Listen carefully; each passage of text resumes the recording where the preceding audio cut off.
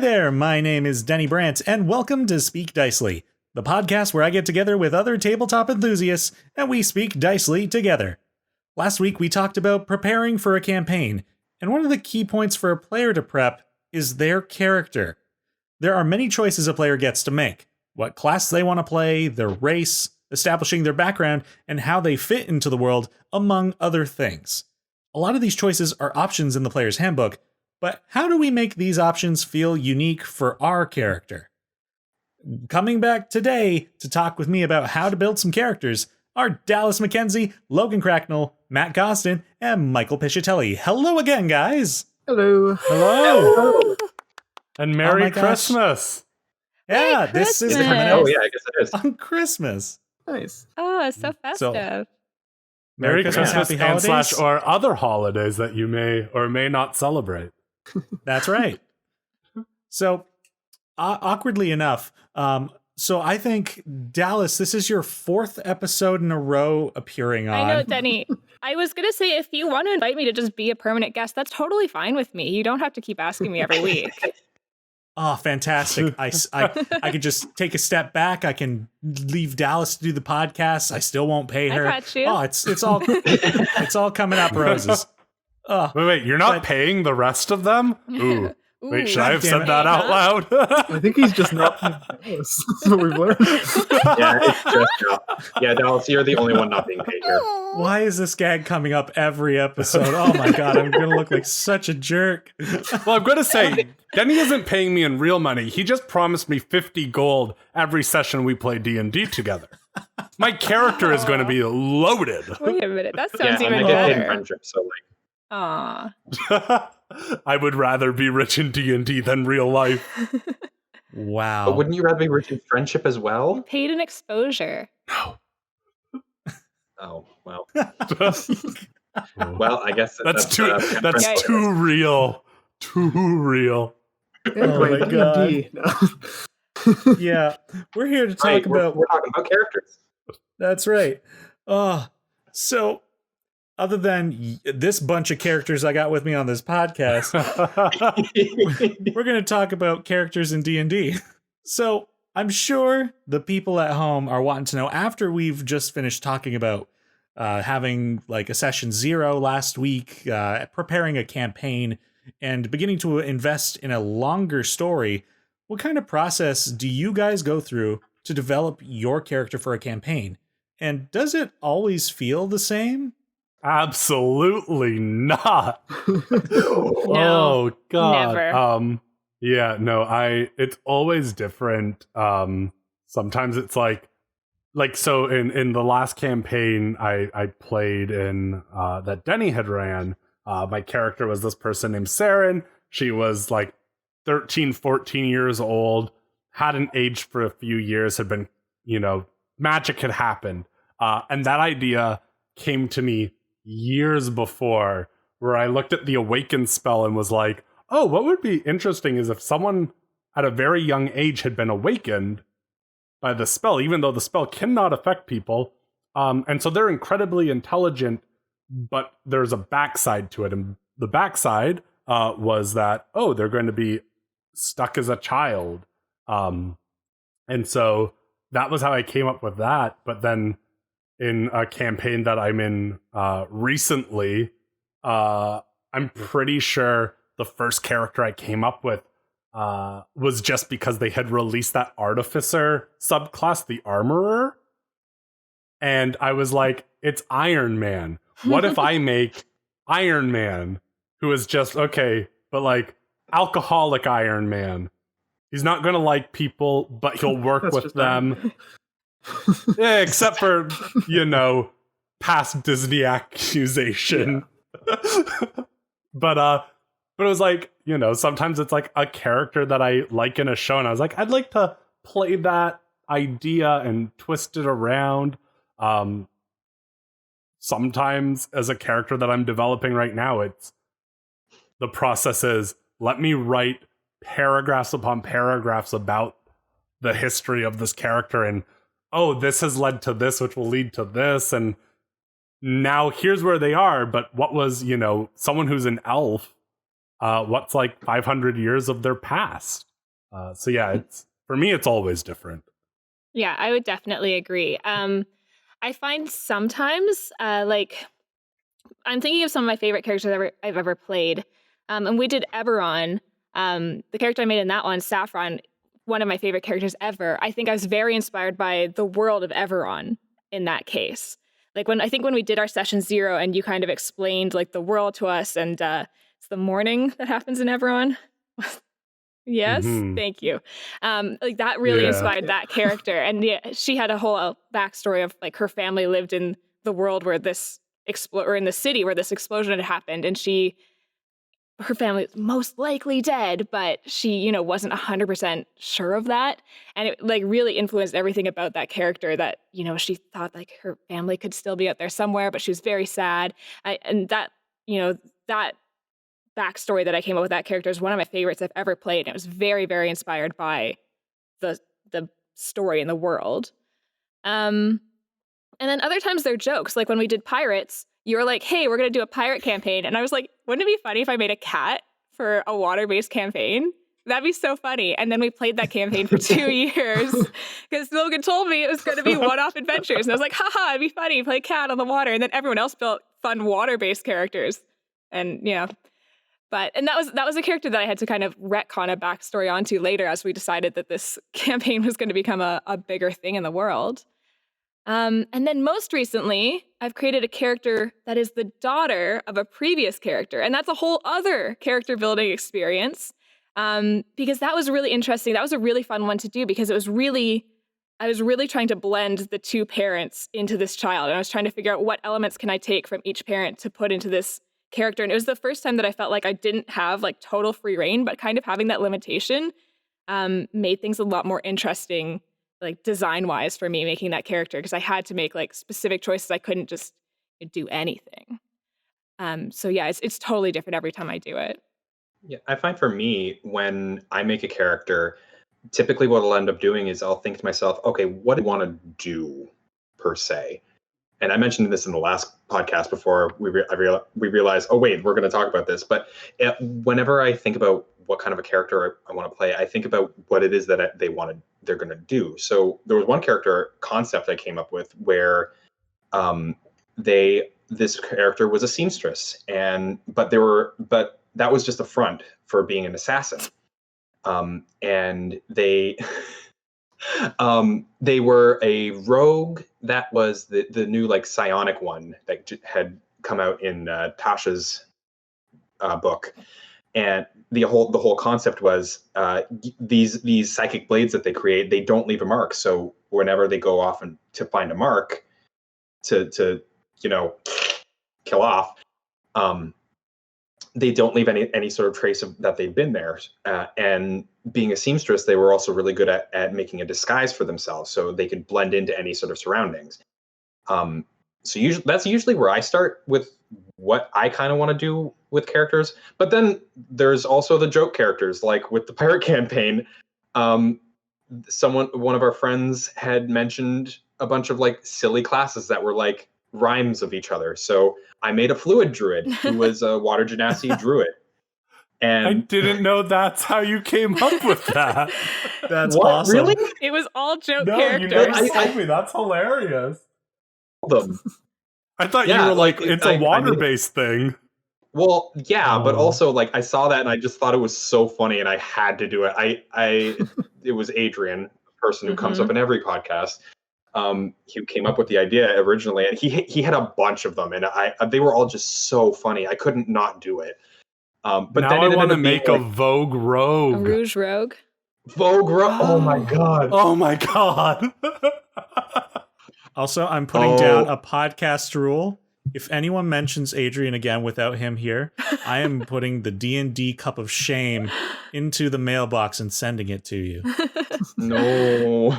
I don't know what that is or what that means, but it's going to happen. Now I want to say it. It's just a to bunch figure of out. D20s that only have ones on them. And they have to use that D20 the next session they're in. Excellent. And this is also like a shame for Adrian for not showing up on time for a D&D session. but yeah, so I'll have like on the one hand, this is a job, this is a thing that they really like to do, like this is their job, but it also like subvert what you would normally expect a rogue to be. Like how many rogues are seamstresses versus the joke character who ends up being a serious character. I was going to say at least one rogue is a seamstress. You're rogue. Yeah, yeah, exactly. But then there's other times where I'll look at like the actual source books. Like with Eberron, I made a Warforged who was also a rogue, but he had what was it, like a 6 in wisdom. So I looked at the Warforged quirks, and one of them was that they gave ratings to people. Now, I myself did not actually know what any of these ratings were. So whenever this character would meet someone, he would say, "Oh, you're a 2. Oh, you're a 1." And everyone else in the group kind of had to flounder and be like, "Oh, he just means that you're number 1. You're the best." Until we met a queen who I then upped to 100, and then it was just all cards were thrown out, and it's just like, okay, he's on his own. I have a pretty similar approach to making every character I make, I'll be honest. I have Really? a very... There are exceptions, but I really do have a process I go through making them. I always pick mechanically what I want them to do before I pick anything else about a character. The first thing I do is like, all right, make a new character. Let's read through some of the classes and let's see, like, what can this one do? Does that sound fun? No, I don't think I want to do that. Moving on, and kind of go along until I find one I like, where I'm like, oh, like, I've never played a druid. Shapeshifting to animals seems fun. And I kind of work my way backwards from there. So in the same one where Dallis made her person in Eberron that she really liked, the one I made there, I'm like, I've never played a druid. Shapeshifting seems fun. I like the idea that the druid's biggest, scariest form isn't one of its shapes. It's what it normally is. So since Drome has a world of monsters, I worked my way from them. Like, all right, I want something that gets bigger when it turns back into its normal form. Let's homebrew a monster race. So I was an ogre for that. So the gimmick was, oh, you beat him as a wolf. Now he's a 10-foot tall monster. Have fun. And then after I come up with like the mechanics of what I want him to do, then I come up with a race. Then I come up after that of personality, and what they are is always the last thing I build. Because usually by the time I'm at that point, we as a group are doing our session 0, or we've been talking about what everybody's character is. So I know what I can play off of character-wise. Like, yeah, Dallas's character was an angry fighter. Michael's character was a socially incompetent robot. So my guy ended up being more of a smooth-talking person, because that's where he would fit in nicely in the group. That tends to be generally the process for all my characters, is find mechanically what I want them to do, figure out a way to play that, figure out how that fits in the world, and build the personality around the group. Usually in that order. Occasionally I'll switch it up, but that's almost always how I build my characters. That's really interesting. That's so opposite of how I do it. How do you build characters? I almost always build my characters with some sort of limitation as well. But usually I don't even brew an idea until the session 0 happens, because usually what I end up doing is, but I started in 4th edition. I was very ingrained in how that system worked. So I understood like classes had certain roles. Like there was the strikers, the controllers, the support, and the tanks. And so that kind of mindset has kind of stuck with me in a way about party composition. So moving into 5th edition, what I tended to do was I'd wait for everyone to say, this is the character I want to play. And I'll go, okay, so we're missing a cleric. So I play a cleric. And that's how I've played about 10 of the, 15 divine domains of cleric. But that's okay, because cleric's my favorite class. But usually that's the kind of role I'll take, is like, I'll wait to see what the party needs. And then after that point, I'll begin developing the idea of like, okay, well, I'm this kind of cleric. What are the kinds of stories I can tell in this role? But there are outliers, of course, where I'm just like, I haven't played a monk before, so this time I'm playing a monk. And then another time, for the old YouTube channel I had where we had a D&D game, all of us showed up with pre-rolled ability scores, but no classes, only a race. So that one was very interesting. We started out as commoners, and only later did we choose our class. And so I went into that session not knowing anything about the character. I figured out what their personality was. And this is actually Mickey Tumble Run from the intro series on this channel. I had no idea who he was. All I knew is he was a gimmick character. I've envisioned him like a sitcom character. His house was a mess. He was scrambling to clean up before his parents came home. They did show up and he's like, "Mummy, father, don't punish me." Like he had this pompous little voice. And that's all I knew about him until we kept playing and I just kept making decisions about him. And I was like, all right, I guess this is the guy.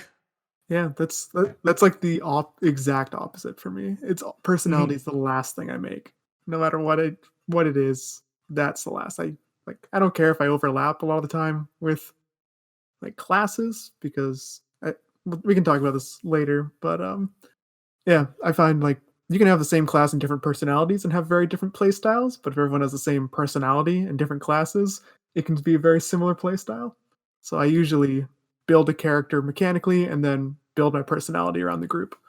Well, let's talk about that. How do you, if in the event that two players within a single party choose a similar character build, how do you make that build feel unique? Whether it's only making a single choice that's the same, or like, do you have to change your personality? What can you do? I find backgrounds are pretty helpful when you're figuring something like that out. So I know for myself, whenever I'm trying to figure out a personality for a character, I'll look at what the background is and be like, okay, what are some of the examples that they've got for there? And most of the time I'll end up seeing that and then going completely off the rails from what it actually says. But I'll look to there for inspiration before I really think of anything else, because I personally don't like copying characters that I see when I like on TV or reading books and things like that. But like inevitably it's going to end up happening anyway, but because they're characters that you like. So obviously you're going to be like, okay, I kind of want this kind of aspect of their personality, but I also want this other aspect of this other person, until it becomes someone completely different. And like, depending on the players, like let's say you have two divination wizards, you might end up having one divination wizard who's all about like adventure and like trying to like outsmart their opponents by foreseeing what it is that they're going to do, versus this other divination wizard who's very timid, who's like, oh no, I've seen too much. I can't go out into the scary world. What's going to happen? I know what's going to happen, and it's all I love bad. that character. I immediately thought of Marvin the robot from Hitchhiker's Guide to the Galaxy. Yeah. I'm a bad player, but I don't feel like I think about this very much. Everyone's gonna play their character differently, even if you are like similar builds. You're gonna play them differently. Like in my mind, I don't know. It's gonna end up being your own character, your own thing. And even like you were saying before, or I guess this is in the last episode, we were talking about having like all rogue campaigns. Like if people do come with the same kind of idea, maybe that's the thing that happens. Maybe that's something you can build off of if everyone comes with a similar idea, or if multiple people come with a similar idea. And I think like even with two people, let's say at the end of the day, Matt and I both want to play a champion fighter who's the stoic, heroic type. Like, I don't think there's anything that says that we have to, force a difference right away. I think just in the way that I naturally view what heroic and stoic means, and Matt might naturally view that, and ourselves, like, I think every character that I've played has some aspect of myself in there, because even the worst character, it's like, oh, there's something that I've taken from myself and made terrible and really exaggerated. But it's hard to not, like, I play this character, it's hard to not put some amount of that in there. And I think those influences of self and my own views will always change it.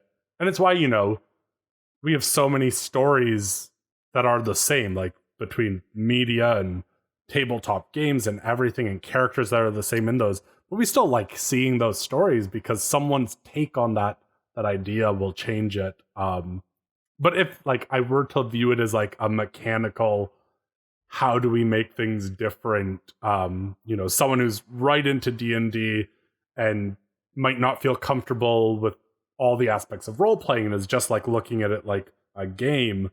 Spellcasters, it's, I think, talk to each other and figure out ways to complement each other with spells. Maybe you don't both need fireball.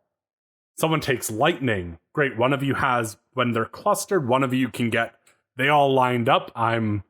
We're down a hallway. I'm zipping them all. But it does get a bit harder, I think, if you both want to, in the example I gave, be a champion fighter. The fighter that has the least options in it. They just get set things. And I think there it's like, if you're looking for the mechanical way, I think backgrounds, like as Michael said, is a great start.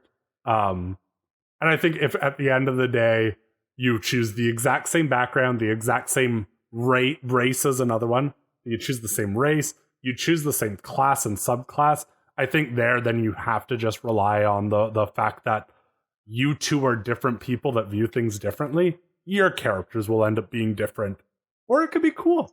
Yeah. Who says? Maybe we make, in that example, two champions, and because they view things the same way, they're best friends. They work together so well, and they become the tag team duo. That's exactly what I was going to add to that, is just because you build the same character as someone doesn't mean it's a bad thing.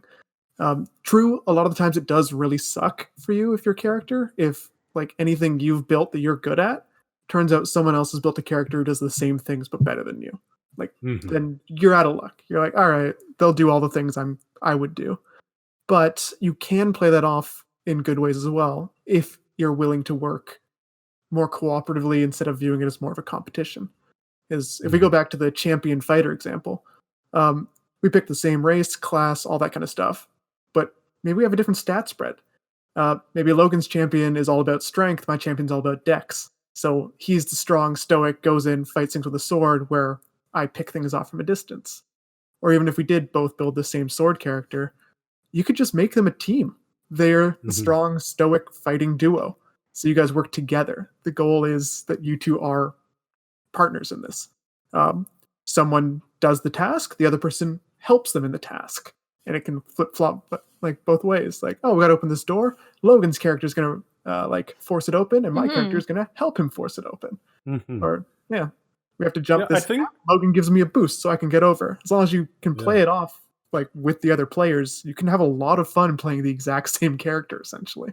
Because your play styles and your personalities will make them different enough that you're not like the same person. Yeah. Yeah, and I think, that's a great point, is the idea that because it totally sucks when you build, let's say, the bruiser. You're going to break down doors and intimidate people, and someone else builds the character that does that just that much better. So great, you're never breaking down doors and intimidating people. And I think that idea of it's not a competition, why don't you break the door together and intimidate together? And I think that is a great way. I think it is statistically very unlikely that two people in a campaign will actually make the exact same character. I think there's always things that change. But I do think that if you got to that point, remember you're here as a team. You're part of a group. If your character really is such a person that they must do everything themselves, they probably shouldn't be in this adventure. Why are they here in the first place? And if the idea is I want to play D&D is the reason I'm here with this character that doesn't want to be with everyone else, maybe either reconsider that character, find a reason for them to want to work with people, or make a character that wants to be with the group and work together, and suddenly breaking down the door together, you're going to succeed way more as a group. And as a team, your character will succeed so much more often, which I get as a player, that success is a high and it feels great. I think you will get more joy out of playing that player, that character that wants to be there with the team and wants to work together. Yeah. And to add on to that, we were talking about under the mindset that you two built the exact same character. There's a lot of times where you'll build completely different characters, but their skills will overlap. Like I could build a fighter who's really strong, good at this kind of thing, and someone builds a wizard who uses magic to lift everything with telekinesis. So I'm like, oh, I'll carry. They're like, no, I'll use magic. It's fine. Like that can get kind of frustrating as well if you keep getting overridden by someone else, even if they're a completely different build. So that's why, yeah, working as a team is the best way to do stuff. Like the help action exists for a reason. It's very good. It gives you advantage on whatever you're doing. You should use it more. Yes. Go ahead. I was gonna say, in like very gamey aspect of it, in that advantage and help is great. Also, advantage is like statistically better than proficiency bonuses until very high levels. So if you're that person who like at the table just like wants to succeed, being a team player gets you that. Like we had a competition in a game we played earlier where one of the rounds in this axe throwing contest was a perception check you had to do. And my character is trash at perception. He adds nothing to it. But he had an item that let him have advantage on perception checks, and he consistently had the highest rolls for perception. Because advantage is just that beneficial to a game. Now, other things that we haven't really talked about that would help in this specific situation where two characters have been built the same way, and this is going to kind of tie us into our into my next question. Like those two characters are individuals. They likely have different equipment that can be something that makes them individual, and also the NPCs that they know. And so how this ties into the next question I'm going to say is, what kinds of things can players and DMs collaborate on to make their character unique and work within the setting of the game world? Definitely your like connection to that world is really where your uniqueness, is that a word? Your individuality comes from. Very few people are going to be like, oh, I grew up friends with the bartender in this town. And the next person can be like, oh, I did the exact same thing. They're going to be like, oh, yeah, I had some other experience in the world. So that's a very good way to kind of separate your players out, is by having them start in different places in your world, having them have different life experiences growing up. It kind of comes back to that background where everyone kind of picks a different background or a different starting point. And that, yeah, really influences how everyone fits in differently. Yeah, really the only time you're ever going to encounter a point where two players are actively the same character, same build, same background, even same backstory, is if they're twins. and like and then even then you can play it off as you are twins. You actively swap places with each other in combat or in real life, and you do like a Parent Trap where you can go to one parent's house to mess with them, or just pretend to be them to like encounter that part of their life. Even or you're three kobolds in a trench coat.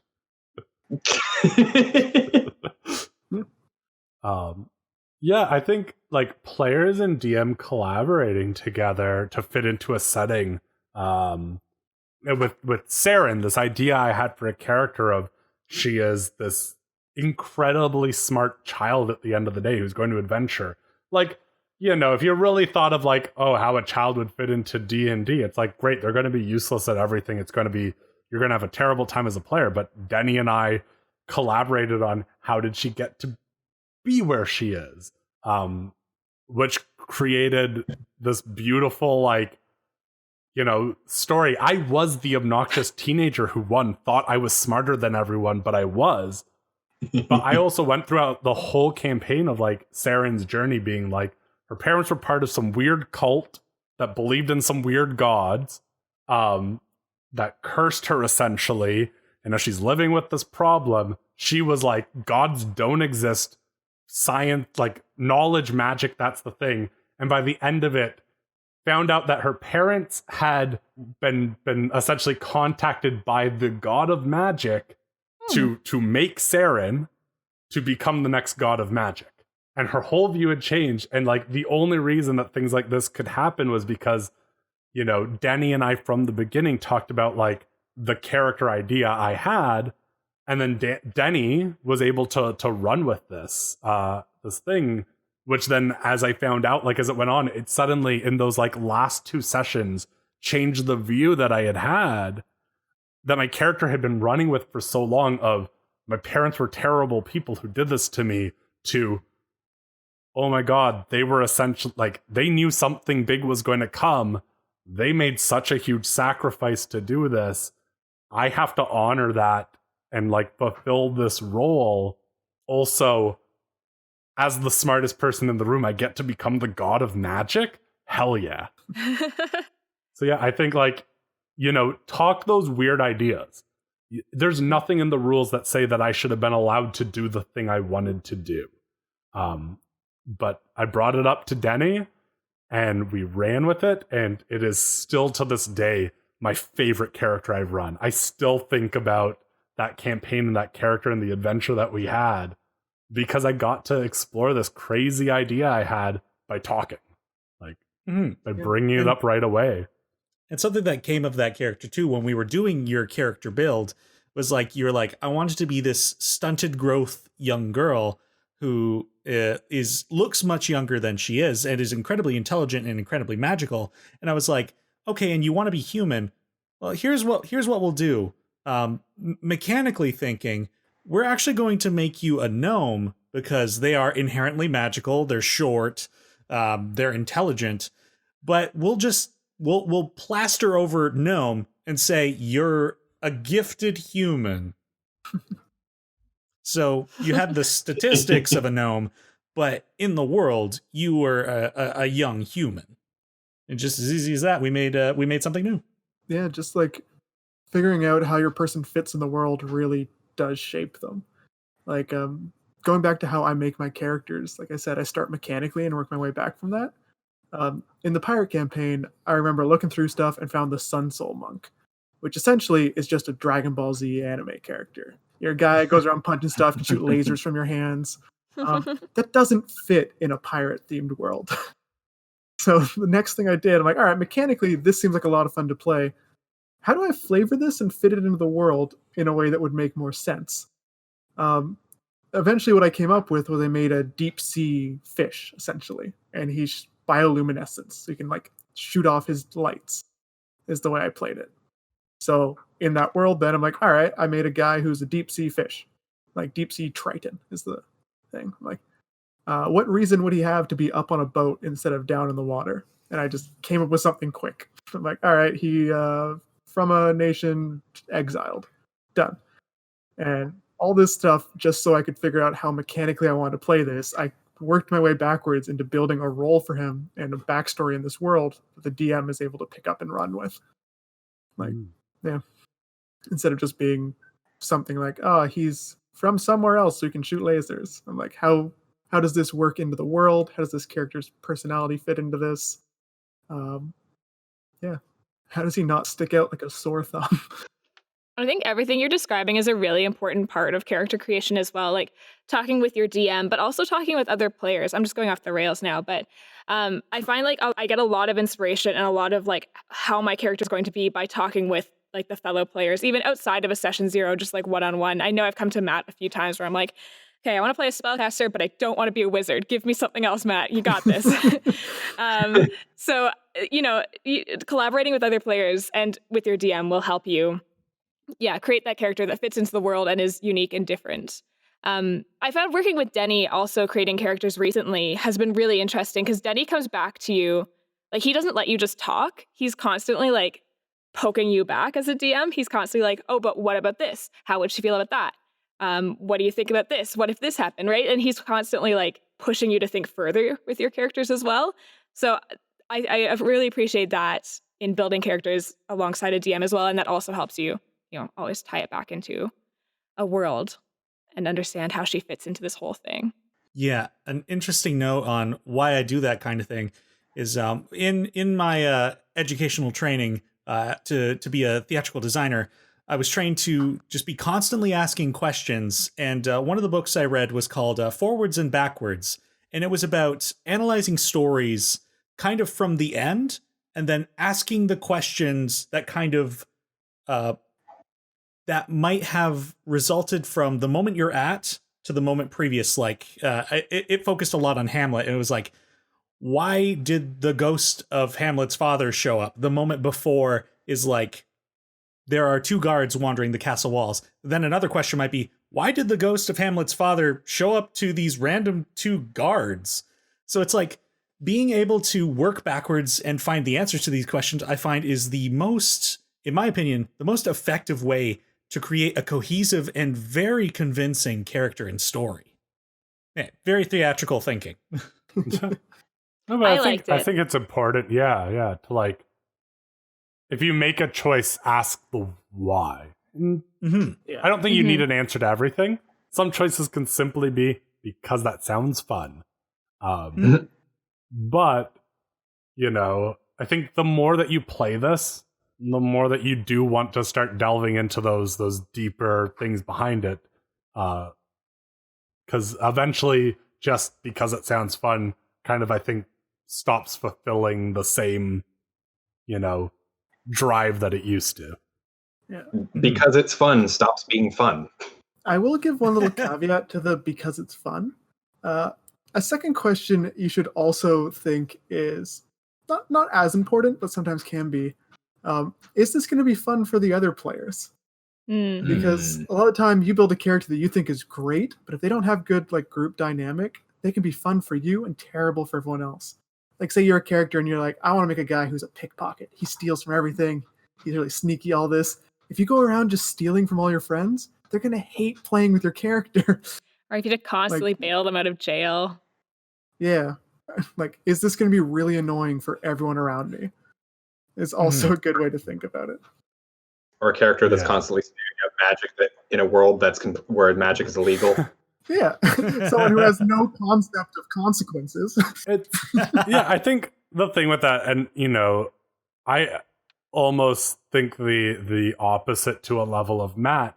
I think it might be more important than is it fun for you? Is it going to be fun for everyone else? Because there's one you at the table, but there might be 4 to 5 to 6 other people. If your one character is going to be fun for you, but make like them miserable, like I fully agree. It's like, don't do that. Don't be the rogue that steals from the party. Be the rogue that steals from bad people. So That's this fine. is actually the point Matt was making. This is actually the exact same point. He just views that as more important than your own. Yeah. I think it might be a little more important than your own enjoyment, is like making sure everyone else at the... Yeah, because I realize we both agree on the same thing. Yeah. We just my thing is... levels of importance. Yeah, I think Gotcha. because I think there are like ways to enjoy it with a character that you might be lukewarm about, but I think a character that makes other people like really dislike the experience is a worse time than like one that you might just be like meh about. Yeah, I mean, like, on this point of your own personal enjoyment might be less important than the group overall. I believe that to be true as well. Like, I got Stockholm syndromed into playing clerics over and over again, and now I love clerics because I've explored it so much. And initially I wasn't keen on being the healer, but now I'm like, I control who lives and who dies. Oh, God. So scary. It's so fun. Anyway. Oh dear. I had another thought about collaboration. Oh yes. So, and collaborating between the DM and the players. Another thing I find is really good to do this is because the players get to establish their story and figure out how they fit into the world with the DM. And once the DM knows those details, and at this point, I'm sure you guys are aware that I'm a very pull the strings kind of where I can kind of player and DM. Once you know those details, you can, how do I explain this? So we, as people, we make decisions in our lives, but we only have so much control. As a DM, it's important to realize that and to make choices in the characters' lives that they can't exactly control. Like in that campaign with Logan and his character Saren, our other player Adam was this human fighter. And as the story went on, there was kind of a piece of his memory that was foggy that he as a player, he was like, I don't exactly know what I want to put here. And I'm like, that's perfect. That is something I get to play with now because you didn't make a choice. And later in this campaign, we got to explore this moment of his memory that he lost. Him and one other character, which nobody knew why both of them got to see this, but it turned out that that character had been involved in a skirmish and some sort of weird soul transfer magic had happened, and he ended up transferring his soul into the body of a shapeshifter. And because I decided the way science works in this world is if a soul is transferred to a shapeshifter, because the shapeshifter's body is malleable, it'll shift into the body it recognizes. So he didn't know he had transformed or he had become a different entity. And so I was like, here's this crack of an egg that you didn't know you had in your story. Oh my God. Yeah. Wow. So I'm able to create elaborate stories based on what I think, based on the choices players want to make. And then I can go, all right, they can't control this, so let's give them something exciting as well. A plot twist for everybody, I guess. Yeah, that's kind of like part of it too, just like leaving little like plot hooks and like some like ambiguousness to your backgrounds as well. It gives the DM a lot to work with. You don't have to have every aspect of your character's story plotted out point by point. Mm-hmm. Leave some stuff slightly open-ended. Gives the DM something to work with. Even in situations like that where a player has kind of thought of everything, guess what? If they have NPCs, that is an element they can't control. I can make choices on behalf of those NPCs to still give them some curveball. Yeah. Well, that was like the one that I ran for all of you. I think everyone had given me bits and pieces of story hooks, but I don't think Matt's expectation was to essentially relive Zuko's story, which wasn't mine either. That just happened. I don't think Denny, had thought that, this big bad was going to be some child I had sent off to sea forever ago. And it was like, oh, this character came up. And it was like, I think as a character, writing into your backstory those moments of ambiguity, of things that you don't know, your character not knowing what happened to X amount of people that they sent out to sea as a pirate, Dallas's character not knowing what was going on with their father, Matt's character being like, I was exiled from home. Everything there is a mystery. And I think as a player, it's just, trust the DM to have fun with those. Give them those moments that they can play with, because then it allowed me to give your characters moments to be brought into that world that much more. Whereas another player that I've had, who will not be named because I don't want a cup of shame, gave me nothing. I'm gonna have to look at the rule book to see if referencing the cup of shame might count secondhand. But they gave me nothing, which got very fun things, but it also meant I had no way to really make them part of that world because they were born. That was pretty much the backstory I got. Well, that ended up leaving it open for a lot of your own interpretation. Like he ended up having family literally everywhere, even in hell. Yes, I made a joke that everywhere the players would go, they would run into a cousin of this player, because I knew nothing about them. I was like, okay, this will be funny. Lots of cousins. And even then, you don't even necessarily everything that you write in your backstory for your character. It doesn't necessarily be this deep, serious thing. It could be something stupid and funny. They have cousins everywhere, and you'll just run into them, and they'll all love soup. Mm-hmm. Yeah, I fully agree. I think it doesn't have to be serious. But I do think as a player, you getting to put that seed there, if someone was like, oh, I have a cousin everywhere. That also means as the DM, they get that, they know from the start, I want to put a cousin everywhere. Even if it was just, I have a lot of cousins. Cool, they can put a cousin everywhere. But it allows that player had a bit of it. I don't know, I feel as a player, it's fun to see those moments where it's I influenced this in the story. Mm-hmm. Yeah. Mm-hmm. Yeah, as a player, to be able to see that you've had an impact on the world that you're playing in is such a good feeling. And that's why it's important to collaborate with your DM to ensure that you can have that impact. Mm-hmm. Just send them paragraphs and paragraphs of text. I love it. There's a fine line I find when how much you put into it. Like, obviously, don't do what He Who Must Not Be Named did and say don't give any sort of background. Yeah, who even is Voldemort? But Also, like giving something I mean, to work with. this might be obvious, but depends on the length of your campaign. Mhm. If you're going in for a one shot, you don't need to build an elaborate backstory. That's probably not coming up in the one shot. If you're doing a long campaign, then it's better to give I plot do hooks and find that I things. like to build. Mhm. I mean, I agree with you that you don't have to do it for every campaign, but I find that I do like to give my characters quite a deep backstory. I like to know all these little things, and even if they never come up, I feel like I like it as a like role player to just like know in the back of my mind that I have a sister over here, and I'm like, sometimes you're like, I wonder what my sister's doing right now, but that's just my own brain. I like doing that. Yeah, that's Yeah. fine. I just mean, like, don't expect it to all No. come up in the one Oh, yeah. shot. Like, that's all I'm getting at. Yeah. Just don't expect Like, the if DM to use everything backstory. If I tell you to bring 3 characters to Tomb of Horrors, none of them are getting a backstory. They're just cannon fodder. Half of mine didn't even get names. I think the last guy was just named Jack Backup because he was my backup character.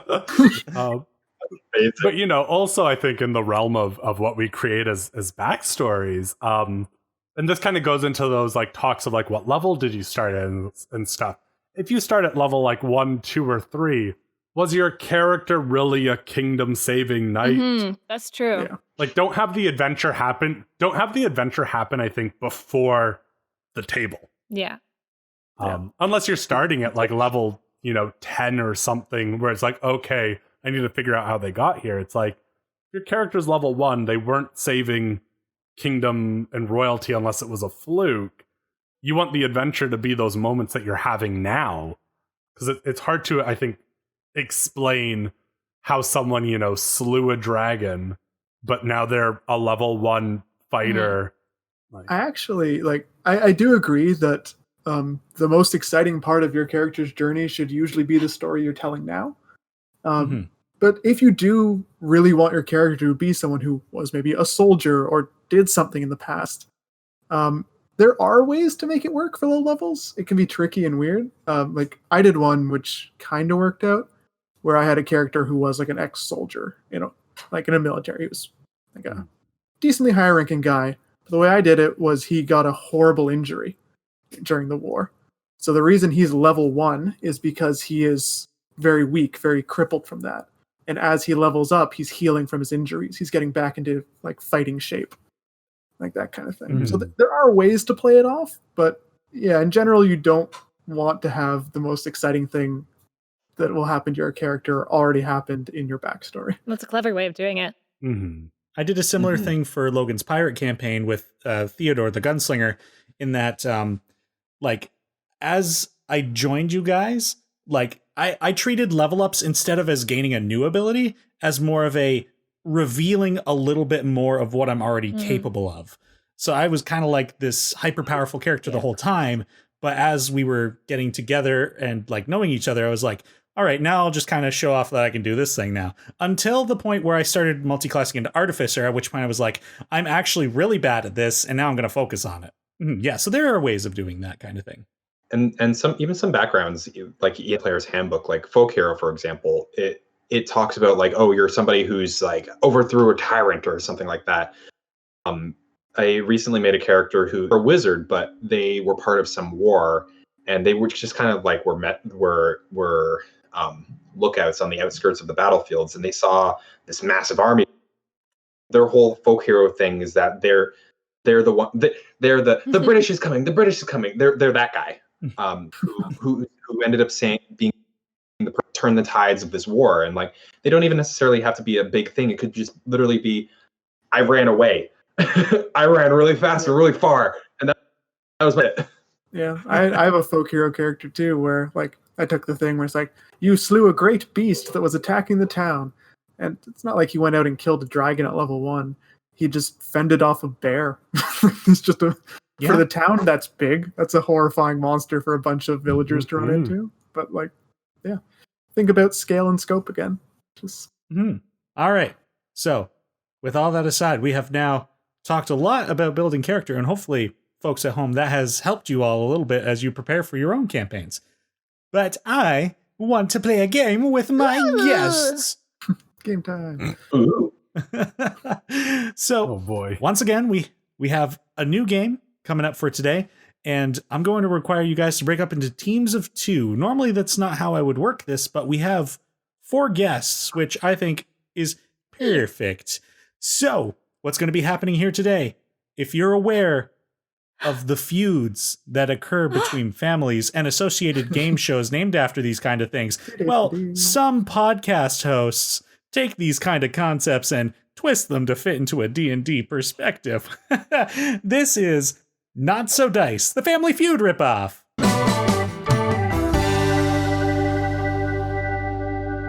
Woo! Dallis want to be a team? I don't know why you would want me on your team, but yes. Matt, let's team up. Sounds good. Don't give Dallas a choice. I'll default team up with the Cup of Shame. Denny's You're the host. He gets to sing the theme song. Yes, I by default, I am the host. So, to explain the rules to you guys, much like the show Family Feud, you guys are going to buzz in, and I'm going to have each team pick one of their players to be the buzzer, and you have to say your name to buzz in. If Matt, for example, if you end up being the buzzer, use Matthew, because everyone else has 2-syllable names. I was going to say we have an advantage, but Yeah. Michael, you can be our buzzer if you want. Logan, do it. Michael. You're more I'll aggressive. be a buzzer. Yeah. However, God. I should say, this is, of course, based on your guys coming through my feed. So whoever comes through my feed first. So you better have good internet or you're always going second. Matt, So make sure you. I am the best Maybe buzzer. I should be the buzzer, Michael. Are you sure you want me? Because honestly, like, I don't have the best track record in terms of internet. Fair enough. As we found out today. There's at least like a 2-second delay between me talking and you guys actually hearing me, because I can see it in your faces and your responses, and it's like, oh god. So, yes. So you guys designate a buzzer and you'll buzz in with your name. I'm going to give an overall category, and there are 8 answers for this prompt, I suppose. When you buzz in, you as a team can collaborate on choosing an answer, and if you are correct, you get a point. If you're not correct, you will get a red X. If a team has 3 red X's, you are out of the game and the other team wins by default. Oh, God. Otherwise, if all 8 answers are found, I suppose is the way to say that, then the team with the most points wins. Okay, so I'm Okay. gonna write the teams down. Make sure I've gonna keep track of these. Okay. I should have prepped this a little bit better. Screw it. We're doing it live. So It's all right. If you want to show me the questions, I can help you know if they're good or not. Never, So never. it's just I don't know how well everyone's gonna do at this. God. So yeah, I'm sure this is gonna go poorly. So are you guys ready to play Not So Dice? Ready. Absolutely. As Matthew. ready as I can be. Okay, so the category that I'm going to be giving you is the top 8 celebrities you would not expect play Dungeons and Dragons. oh. Oh, God. Matthew? Okay, and sorry, just a little caveat to this as well. This is I expect you guys not to look these answers up, of course. This is as according to thethings.com. Okay. All right. Logan. Hold on, you guys, hold on. Dallis. God, Michael. Denny. Craig. Donkey. That's one of them. No, I'm just kidding. Okay, so if you guys are ready, we can begin now. Logan. Matthew. All right, Logan came through first. Logan and Okay. Dallis, you can collab.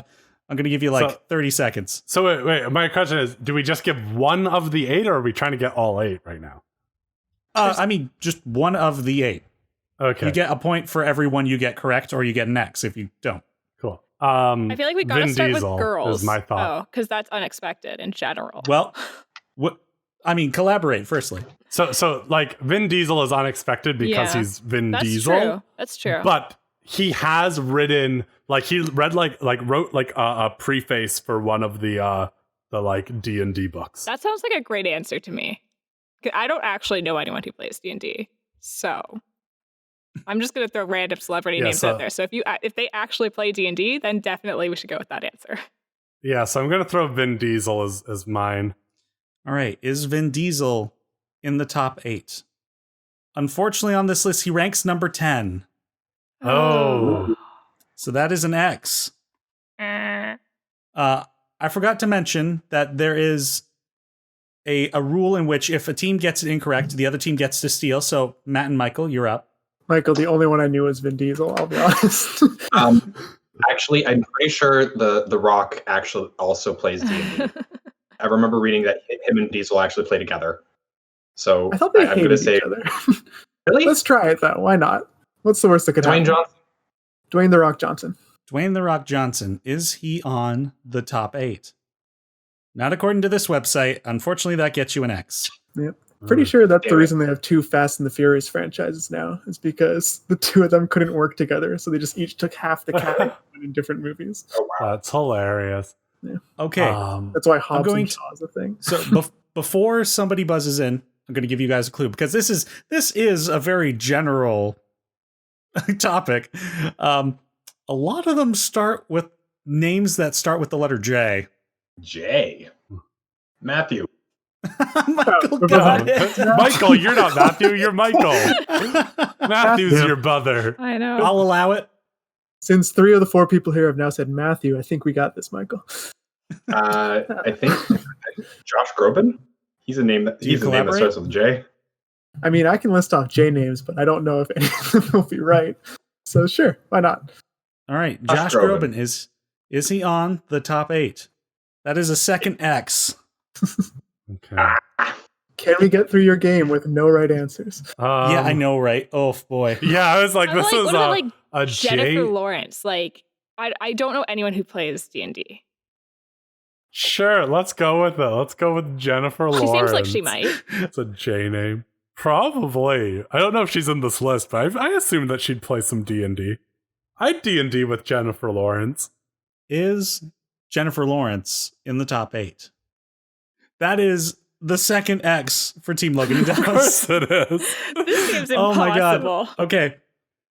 I know. It's... I have like one guess, which I have like a vague memory of, but I don't know if So- it's true or not. I'm going to give you guys the occupations of each of these people on this list. Okay. So, we have comedian, deceased, actor, musician, actor, voice actor, newscaster, Oh god. actor, director, and actor. This is impossible. Dwayne The Rock Johnson fits all of these. Newscaster? And they all of them start with a J. No, not all of them. Let's see. I think I have an idea for one. Matthew. Matthew, you have said your name. Three of them start with the letter J. One of them starts with a J sound. I want to say Jason Momoa. I feel like I heard that somewhere, and I can't remember why I think I've heard that. But I think that might have been who I was thinking of, but I was just like, okay, tall and muscly. worst case scenario, we're out of the game. Yeah. Jason Momoa is probably the best bet we can go with. All right, let's go with Jason Momoa. All right. Is Jason Momoa in the top 8? That is your third X. Unfortunately, that does mean you are out of the game. We win by default. Was Henry Cavill Superman, was he on that list? Because that was my next Interestingly enough, no. What about J.J. Abrams? That was my next guess. J.J. Abrams, no. Oh my goodness. Yeah, I think next time I run this game, what I should do is offer 3 options. So Yeah. if it's this general anyway. Honestly, though, I thought Vin Diesel would be on that list, but he was number 10. Because Yeah, it's like he's number it's 10. celebrities you don't think would play D&D. So if you know he Yeah, plays the D&D, problem is that a lot of people, then he can't be that high. It has to be really obscure people. Was Ed Sheeran one? Because Oh. I'm just going on people who like play Warhammer. Hilarious. No. We should go Okay, next time with like the 5 most commonly played classes in D&D, or the 10 most popular spells. Okay, no, fighter is one of the most commonly played Yeah. classes. Yeah, well, I mean, that would have made for an easier time. That's true. Perhaps, yeah, I'll consider making this easier for next time. But would you guys like to hear the list? I would love I would to. love Oh to. yeah, I want to know who my fellow nerds are. Yeah. So number 10, which wasn't in the contest, was Vin Diesel. Mhm. Number 9, also not in the game, was Judi Dench. Okay. Really? I didn't know that. Well, here we are. Number 8. We didn't know any of them, Matt. Exactly. Number 8 was Jon Favreau, the Oh. director of The Mandalorian, Iron Man, and also Happy Hogan in the Marvel movies. Mm, Yes. mhm. I don't know celebrities. I also don't know. I have a hard time with people's names and remembering them in general. So this is probably a contest I would do well in. See, Dallas, I chose the right teammate. We won by default. You won by being We can slower sit here to and buzz not in. lose. Yeah. Deborah Ann Woll is an actor from like Daredevil and The Punisher and True Blood, and also does a Geek and Sundry D&D show. Oh, The newscaster at number 6 was Anderson Cooper. Ah, That's a newscaster I've heard Okay. of. He Yeah, exists. Yep. I thought this was interesting, and I don't know why she was on the list, because I think this is one of the more known ones. Was Ashley Johnson. Yeah, that's too known. What? That's why I didn't say anyone in that. That's yeah, that doesn't. Hey, Michael, Yeah. who's Ashley Johnson? she's a I voice don't actor know. and she's on Yeah, Critical that's not Role. allowed. Oh, Yeah. that would be why I don't. Maybe it's because in the first season she was only there some of the time. I don't even watch Critical Role, and I know this though. She's also Ellie from The Last of Us, one of her Yeah. more notable roles. Number 4 was also, this one's a Right. pretty big one for anybody who knows D&D celebrities. Joe Manganiello. He's also an actor. Oh, that one too. Yeah. I couldn't remember Also not one that I would think is the unknown. last name, so I was just like, Yeah. Mm. because it's like pretty common knowledge that he plays D&D. Oh yeah, I mean he's done promotions and stuff like that. I Yeah. only kept the 2 of them because I was like, these are very convoluted, and I wanted people to have a chance, but I'm sure I left Vin Diesel in. Number 3 was Gerard Way from My Chemical Romance. Oh, okay. Mm, Yeah, doesn't surprise me. yep. Number 2 was Joseph Gordon-Levitt. Oh, I have the same reaction to everything. Oh, wow. And number Oh, 1, number 1, I said comedian deceased. It's Robin Williams. oh, Ah. Should send this website a strongly worded message. Like, dear website, you made me look foolish in front of my friends. I will never forgive you. Oh dear. All right. Well, that was a trial for a game, and it seems I need to work the kinks out of it. My friends are less knowledgeable than I thought make they were. that easier. It really was not so dice. You're right, it was not so dice. Well, we can forget all about that and move on to our next segment, which is our chance to hear from the listeners. This is Question Dicely. This question comes from Sheldon Caldwell, and when I chose this week's question, I didn't consider that it was currently the Happy Holiday Day, and so I'm going to bring the cheer down, even more after that embarrassing game. But Sheldon asks, how do you deal with character death as a DM or a player? You cry? Oh man, this is right up my alley. Yeah, I was like, Michael, this is you. Yeah, Michael, do your thing.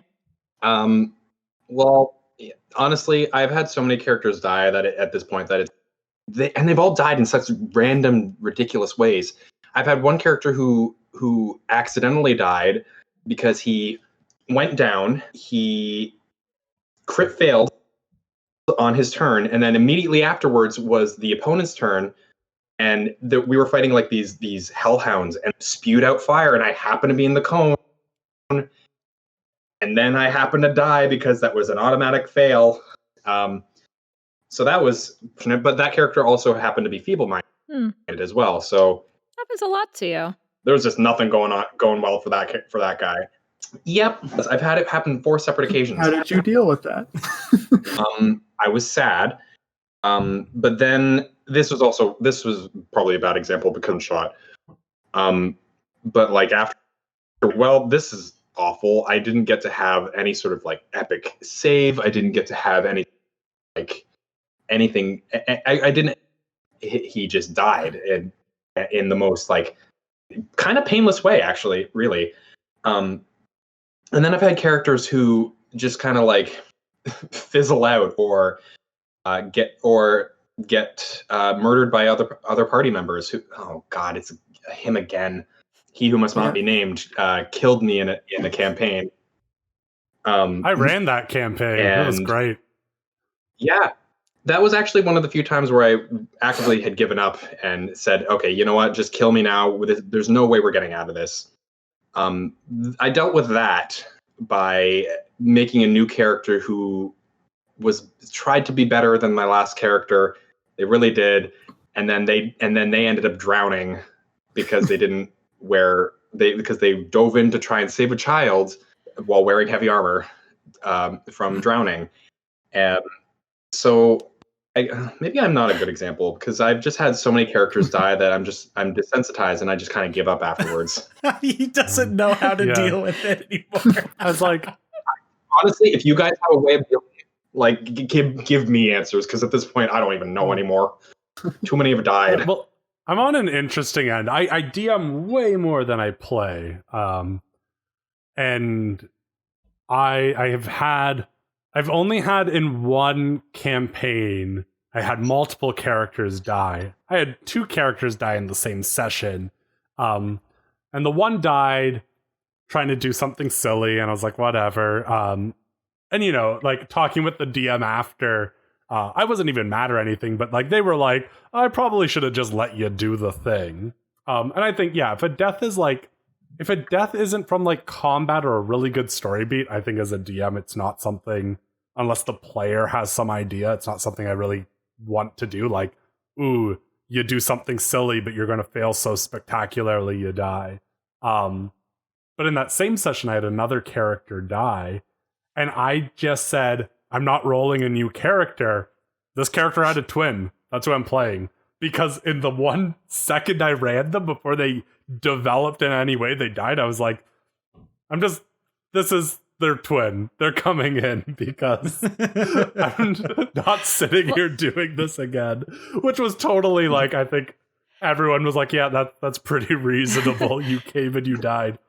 And it got a really fun reaction was the party came back to the military camp, 1 less person, and this person runs up to them and is like, where's my sister? And that's where like we ended the session. It was like, oh shit, we have to deal with this next time. But as a player, it sucks. I think it does. It really sucks if you've like played a character for a long time and they die. But I always approach it as like, you know, what is the interesting thing that'll come out of this? Whether it's like, who's a new character I've always wanted to play that I get a chance to come in with, or even just the interesting thing of like, you know, we're all level, let's say like 17, we've adventured for years together and they've lost their friend. What's the interesting story that now happens with the party? At that point, maybe death isn't permanent and you get to play with that fairly quickly, or it's like you let it happen. And I think it can create some beautiful stories. From the DM's end, I tend to run things like very hard encounters, things that like have challenges or things that need to be figured out to get away, or things that should be avoided that maybe won't get avoided. And I've ran death as like, you know, it's a thing that'll happen, but I think in what I've recently decided is unless, you know, they get attacked a bunch of times while they're out, I'm going to leave it. Like, I have homebrewed, going back to homebrewed rules from forever ago. If the player really feels like they're going to have a bad time with their character dying and that's not something they want to explore, they can just, I told them, roll in secret. You just tell me when it's done. Unless, you know, oh, you sat in 3 fireballs and got blown up. I can't do anything about that. I've decided to take a very different approach from DMing and being like, you know, I want the players to have a fun time with this story. That also means if you're playing a character like Michael who wanted their character to die, like that character he wasn't enjoying, that gives you the chance to be like, they died. Oh, they were knocked out? Yeah, I got 2 crit fails. That's the story I want to explore. And I really appreciate that. Actually, this happened in our campaign where my character was knocked unconscious in a very stupid way because Matt pointed out that the floor I was standing on should have fallen. And we could have just ignored that. And but Matt decided he wanted to raise his little hand. Teacher, that floor should have fallen. So she got knocked out. And I did really appreciate, because it was like session 2. And I did roll in secret and she did pass. I would like to say she didn't die. But even if she had, I would have told you that she didn't die because I was not ready. And I have so much I want to do with this character, and she's the daughter of a character from a previous campaign. And, you know, she can die. I'm not like opposed to her dying, but I would like to play with her for more than 2 sessions before that happens. You can definitely have, like, it can be a bit of a problem as a DM if you're playing, like, if you like to play with death as a very permanent thing, but your characters are very attached to their, your players are very attached to their characters. It can be really hard for them to try and let go of that. So you, like, yeah. It's really good to get everyone sorted out that it's a game. This stuff's going to happen. You're going to have to make new characters. Or you can also, I've played it as well as the DM where I've given them the option. Like, if you want your character to live, we can bring them back, but there's going to be something off. Something to kind of like mitigate that. Because I don't want death to just be like a non-issue in the game. Like, oh, I can run and do whatever I want because my character will never die. It's not an issue. So something like, they get 1 extra shot, or if they come back but they've got a curse or something like that. Something to kind of penalize them still for their character dying without having to eliminate their character from the game if they're really attached to it. So this actually reminded me, talking about all this, in the Eberron campaign that everyone actually here except for Denny is part of. I've had 2 characters. He was also a part of it, but later. No, different one. This is with Nathan. Oh, sorry. Yeah. Anyway, I've had 2 characters in that campaign. The first one was an alchemist that was lawful evil, and his whole shtick was that he's really into plants and he loves analyzing plants and things like that. And during one of the big final confrontations, at one point, he died, and the rest of the party was really creeped out by him. Like none of the other characters liked him very much, so they just kind of opted to let him stay dead. But then, oh no, this is actually kind of spoilers. Although you guys have kind of figured spoil it already. So that character actually ended up being revived by an evil entity.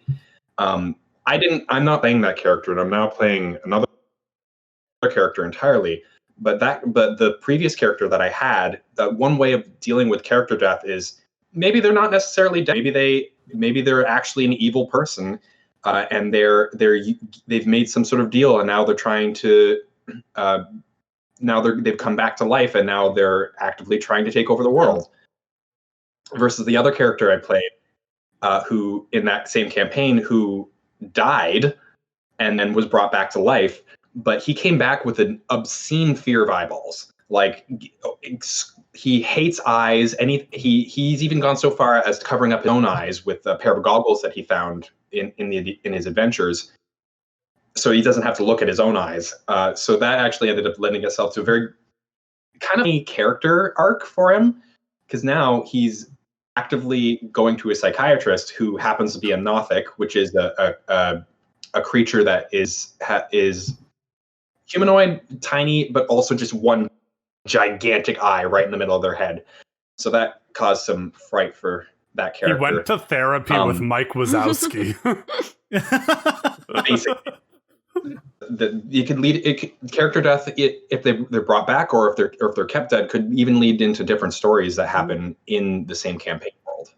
No, I have a similar one in that one. Like, my character died and came back. I was like, oh, cool. When they died, they met a god. They came back as a cleric.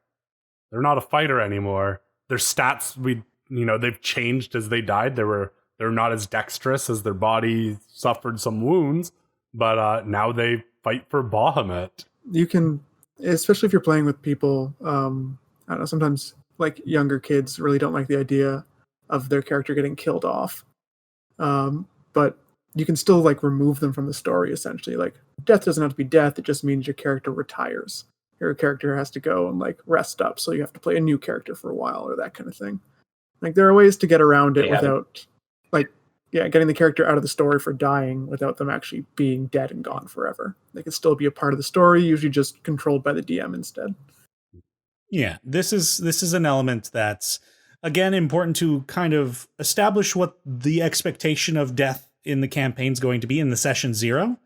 And when character death does occur, then have another conversation with your DM, whether that's because of the rules you've established, that means that they are permanently dead and you got to begin developing something new, or in games like where Logan died and met a deity, because death is also a mechanic and a story element that we can take advantage of.